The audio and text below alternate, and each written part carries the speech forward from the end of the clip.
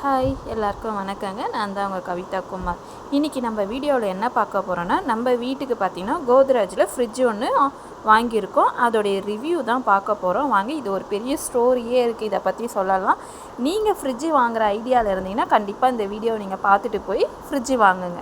நீங்கள் இந்த வீடியோவை ஸ்கிப் பண்ணாமல் பாருங்கள். அப்போ தான் வீடியோவில் சின்ன சின்ன டிப்ஸ்லாம் சொல்லியிருக்கேன், அது உங்களுக்கு ரொம்பவே பயனுள்ளதாக இருக்கும். நம்ம ஆன்லைனில் ஃப்ரிட்ஜு பர்ச்சேஸ் பண்ணுறதுக்கும் டைரெக்டாக ஷாப்பில் போய் பர்ச்சேஸ் பண்ணுறதுக்கும் நிறைய வித்தியாசம் இருக்குது.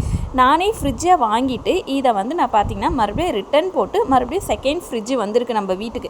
பார்க்கும்போதே தெரியும் பாருங்கள். ஃபஸ்ட்டு ஃப்ரிட்ஜை வாங்கிட்டு அதை இன்ஸ்டால் பண்ணிட்டு போயிட்டாங்க.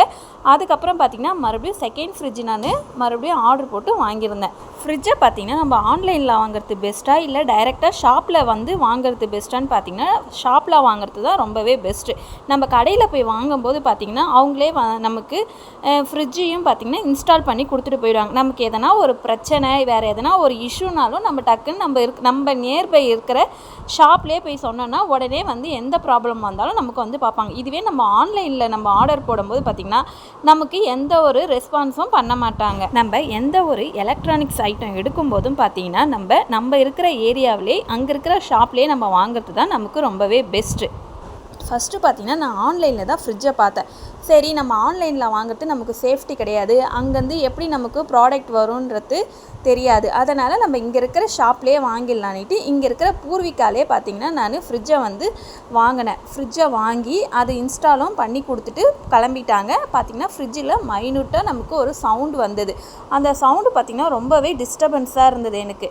அதனால் இது என்னடா அது புதுசாக ஃப்ரிட்ஜிலேருந்து நமக்கு சவுண்டு வருதேன்னுட்டு நான் இன்ஃபார்ம் பண்ணியிருந்தோம். அவங்களுமே பார்த்துட்டு நமக்கு உடனே அந்த ஃப்ரிட்ஜை எடுத்துகிட்டு நமக்கு வேறு ஃப்ரிட்ஜையும் பார்த்திங்கன்னா நமக்கு கொடுத்துட்டாங்க.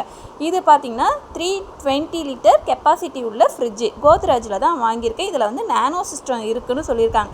நம்ம வைக்கிற காய்கறிகள், ஃப்ரூட்ஸ் இதெல்லாமே பார்த்திங்கன்னா ஜெம்ஸ் எதனா இருந்தால் கூட அதை அப்சர்வ் பண்ணிவிட்டு நமக்கு நல்ல ஃப்ரெஷ்ஷான ஃப்ரூட்ஸாக மாற்றி கொடுக்குன்றத சொல்லியிருந்தாங்க. நம்ம வாங்கியிருக்க ஃப்ரிட்ஜு பார்த்திங்கன்னா கோத்ரேஜில் வாங்கியிருக்கோம். இதில் நமக்கு என்ன கம்ஃபர்டபுளாக இருக்குன்னா, ஃப்ரீசரை நம்ம ஃப்ரிட்ஜை ஃப்ரீசராகவும் கன்வெர்ட் பண்ணிக்கலான்ற ஒரு ஆப்ஷன் நமக்கு இருக்குது. நமக்கு ஃப்ரீசர் அதிகமாக யூஸ் ஆகாது. அதனால் ஃப்ரீசர் பாக்ஸையும் நம்ம சேர்த்து ஃப்ரிட்ஜாக யூஸ் பண்ணிக்கலாம் இதில்.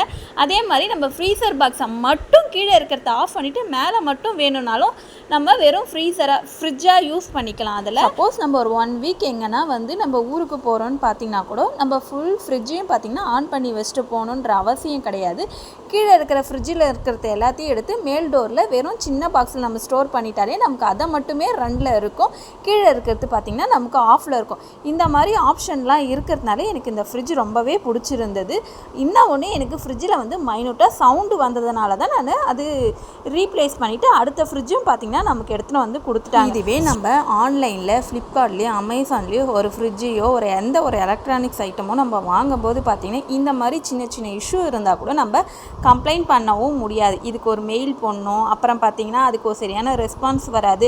நம்ம இதுவே பக்கத்தில் இருக்கிற நமக்கு தெரிஞ்ச ஷாப்லேயே போய் எடுக்கும்போது பார்த்திங்கன்னா நமக்கு எந்த ஒரு இஷ்யூவாக இருந்தாலும் உடனே சரி பண்ணி கொடுத்துருவாங்க. ஃப்ரூட்ஸ், வெஜிடபிள்ஸ் இந்த மாதிரி ஸ்டோரேஜ் பண்ணுறதுக்கு பார்த்திங்கன்னா நமக்கு பாக்ஸ் பார்த்திங்கன்னா ரொம்பவே கம்ஃபர்டபுளாக இருக்குது. எவ்வளோ ஃப்ரூட்ஸ், வெஜிடபிள்ஸ் வேணாலும் நம்ம உள்ளே ஸ்டோர் பண்ணி வச்சுக்கலாம்.